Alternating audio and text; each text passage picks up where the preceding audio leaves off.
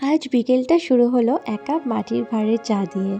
আর সাথে আছে আমার স্কুলবেলার বন্ধু স্বর্ণালী। ওর সঙ্গে দেখা হলে কত জমা গল্পগুলো বেরিয়ে আসে। আমাদের যেন গল্প শেষই হয় না।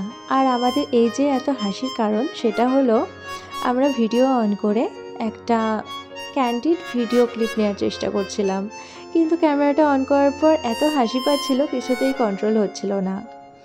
তারপর যাই হোক, এটা সেটা গল্প করে তারপর চাটা কমপ্লিট করে ভাবলাম যে একটু পূর্বপল্লীর ভেতর দিকে একটু হেঁটে আসি, অনেক দিন যাইনি।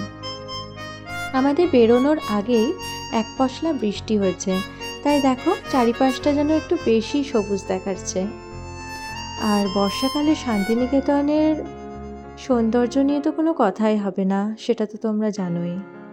এই সময় গাছপালারাও যেন নতুন করে প্রাণ পায়, চারিপাশটা সবুজে ভরে যায়, দেখেই যেন চোখের আরাম হয়।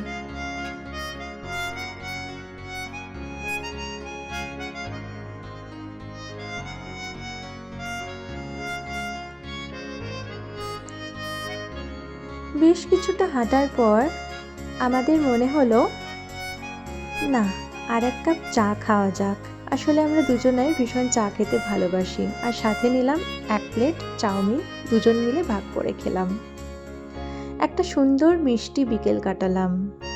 তারপর যে যার বাড়ির দিকে রওনা দিলাম। আজ তাহলে এটুকুই থাক, পরে আবার আসবো।